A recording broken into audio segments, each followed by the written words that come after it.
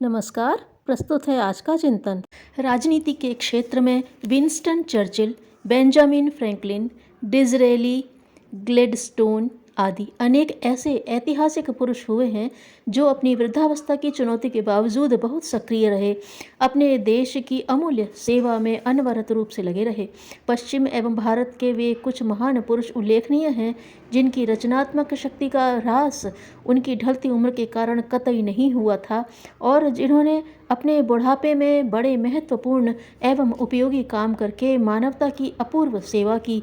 ऐसे महान पुरुषों में कुछ ये हैं: महान दार्शनिक संत सुकरात, प्लेटो, पाइथागोरस, होमर, खगोल शास्त्री गैलीलियो, प्रसिद्ध कवि विलियम वर्ड्सवर्थ, वैज्ञानिक थॉमस अल्वा एडिसन, वैज्ञानिक थॉमस एल्वा एडिसन, लेखक निकोलस कोपरनिकस, विख्यात वैज्ञानिक Newton, Cicero, Albert Einstein, Tennyson, Mahatma Tolstoy, Mahatma Gandhi तथा जवाहरलाल नेहरू। महात्मा सुकरात 70 वर्ष की उम्र में अपने अत्यंत महत्वपूर्ण तत्वदर्शन की विशद व्याख्या करने में जुटे हुए थे। यही बात प्लेटो के संबंध में भी थी। वे अपनी 80 वर्ष की आयु तक बराबर कठोर परिश्रम करते रहे। 81 वर्ष की अवस्था में हाथ में कलम पकड़े हुए उन्होंने मृत्यु का आलिंगन किया। टेनिसन ने 80 वर्ष की परिपक्व अवस्था में अपनी सुंदर रचना क्रॉसिंग द बार दुनिया को प्रदान की। रॉबर्ट ब्राउनिंग अपने जीवन के संध्या काल में बहुत सक्रिय बने रहे। उन्होंने 70 वर्ष की उम्र में मृत्यु के कुछ पहले ही अपनी सर्वश्रेष्ठ कविताएं लिखीं। H.G. वेल्स ने 70 वर्ष की अपनी वर्षगांठ के उपरांत भी पूरे चुस्त एवं कर्मठ रहते हुए 1 दर्जन से ऊपर पुस्तकों की रचना की। यूरोपिया की कल्पना पर आधारित उनकी पुस्तकें जीवन के उत्तरार्ध में ही लिखी गईं। सिसरो ने अपनी मृत्यु से 1 वर्ष पूर्व 63 वर्ष की आयु में एक महत्वपूर्ण पुस्तक ट्रीटाइज ऑन ओल्ड एज की रचना की। कीरो ने 80 साल की उम्र में ग्रीक भाषा सीखी। प्लूटार्क यूनान के माने हुए साहित्यकार हैं। उन्होंने 75 वर्ष की आयु के बाद लैटिन भाषा पढ़ना आरंभ की थी। इटली के प्रख्यात उपन्यासकार विकेशियो की ढलती उम्र में साहित्यकार बनने की बात सूझी। उस ओर वह पूरी दिलचस्पी के साथ जुटा और अंततः मूर्धन्य कथाकार बनकर चमका। दार्शनिक फ्रैंकलिन की विश्वव्यापी ख्याति है। वे 50 वर्ष की आयु तक दर्शन शास्त्र से अपरिचित रहे। रुझान इसके बाद ही उत्पन्न हुआ और वह उन्हें विश्वविख्यात बनाकर ही रहा। सुकरात ने 60 वर्ष पार करने के उपरांत यह अनुभव किया कि बुढ़ापे की थकान और उदासी को दूर करने के लिए संगीत अच्छा माध्यम हो सकता है। अस्तु उन्होंने गाना सीखना आरंभ किया और बजाना भी। यह क्रम उन्होंने मरते दिनों तक जारी रखा।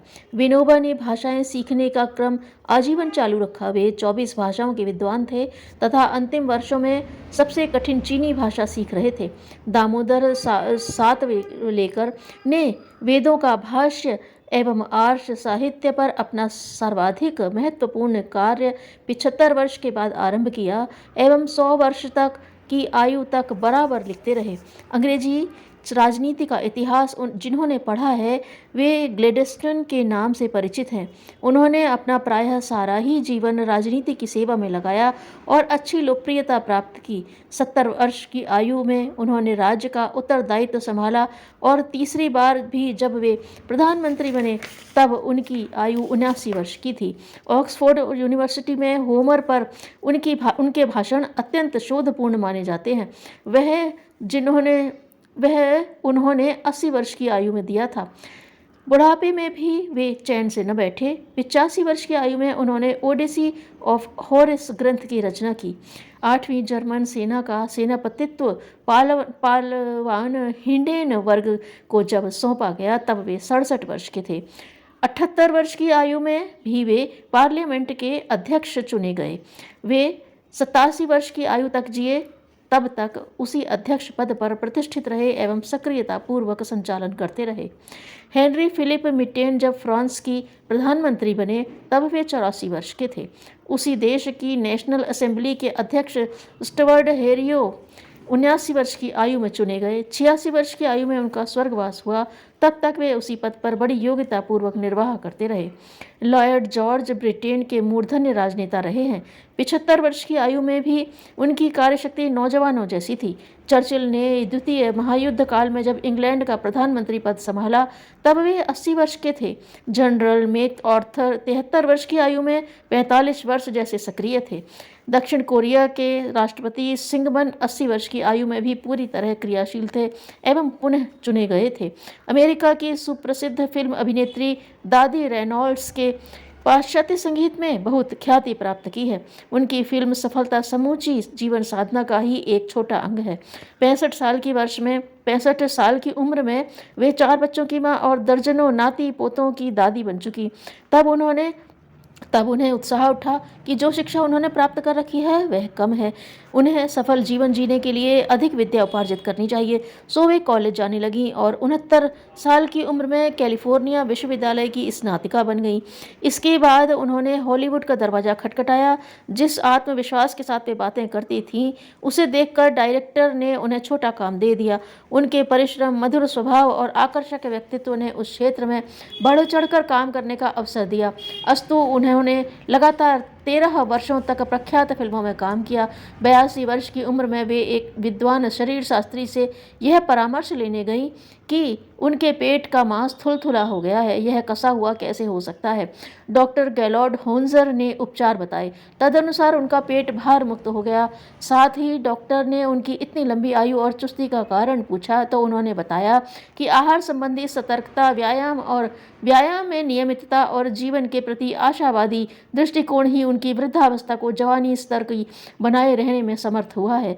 वे जिंदगी को प्यार करती रहीं और हर पल बहुत ही आनंद का रसास्वादन करते हुए जीना चाहती रहीं। मोटे तौर से यही था उनको वृद्धावस्था में भी जवानी की स्थिति में बनाए रहने का प्रमुख कारण। अमेरिका के प्रख्यात तेल व्यवसायी अरबपति रॉकफेलर पूरे 100 वर्ष जिए। उन्हें कभी बेकार समय गुजारते नहीं देखा गया। एक दूसरे व्यवसायी कोमोडोर विंडरविट ने 70 वर्ष की आयु में व्यापार क्षेत्र में प्रवेश किया और 10 वर्ष के भीतर ही वे सफल उद्योगपतियों की श्रेणी में जा पहुंचे। मोटर उत्पादक हेनरी फोर्ड 82 वर्ष की आयु में भी उतने ही चुस्त पाए गए थे जितने की जवानी में वे थे। वस्तुतः स्फूर्ति, चुस्ती, उमंग, उल्लास ही जीवन का प्राण है। जब तक वह विद्यमान है, भले ही व्यक्ति आयु की दृष्टि से कितना ही बड़ा क्यों न हो, वह चिर युवा है। उदासी, निरुत्साहिता, नैराश्य का नाम बुढ़ापा है। चेहरे पर छाई मुर्दानी बताती है कि वह व्यक्ति असमय बूढ़ा गया है। जिन्हें जीवन जीना हो उन्हें कभी भी बूढ़े होने की बात सोचनी ही नहीं चाहिए। अध्यात्म की प्रथम कसौटी धैर्य और श्रद्धा ही है। धन्यवाद।